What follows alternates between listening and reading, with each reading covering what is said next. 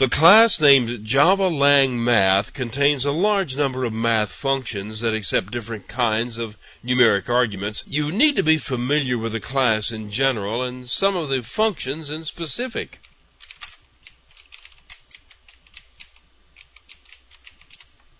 I have written a small program that will show you how some of these math functions work. The methods are all static in this class, which in effect makes them work like functions. You can use the functions anywhere in your code without creating an object first. Here's the output from the program.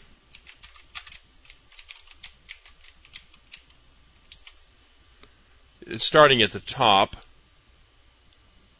Probably the simplest of the methods in the class is the ABS, the absolute value method. If the number is positive, it just returns it. If the number is negative, it changes it to a positive and then returns it. And that's all it does. It returns a positive value for whatever number you give it. The name of this method is short for ceiling. You give the ceiling method any floating point number, and it will return the smallest whole number that's larger than the floating point number that you pass to it. The floor method is just the opposite. You give it a floating point number, and it returns the largest whole number, smaller than the floating point number that you pass to it. The max method returns the larger of the two values you pass to it, and the min method returns the smaller of the two values you pass to it. The round method will return the closest whole number to the floating point number you pass to it. As you can see, the number in the middle, 0.5, is taken to be more than half and returns the larger of the two choices. Anything less than 0.5 will return the smaller value. These are the trigonometry methods.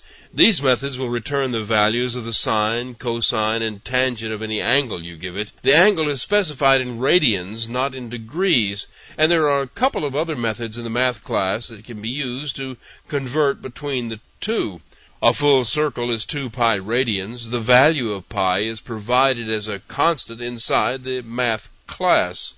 The square root method will return the square root of any positive floating point number. The number must be positive. You can't take the square root of a negative number. And the root returned from the method is the positive value, but there are actually two roots, one positive, one negative.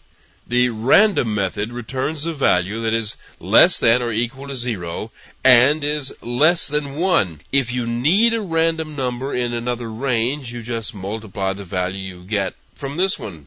There is no seed setting ability for the generator, but you will get different sets of numbers each time you run this program. If you need to do something special, like use a seed to generate the same set of random numbers over and over again, you should use the java.lang random object.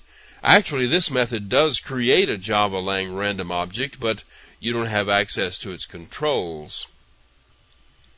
There are some other methods to the math class, and some of the ones I've shown you can be called with different types of values. And there is another class named strict math that has the same collection of methods as this one, but it's much stricter about the internal calculations. Use java.lang math for efficiency, and use java.lang strict math for higher accuracy.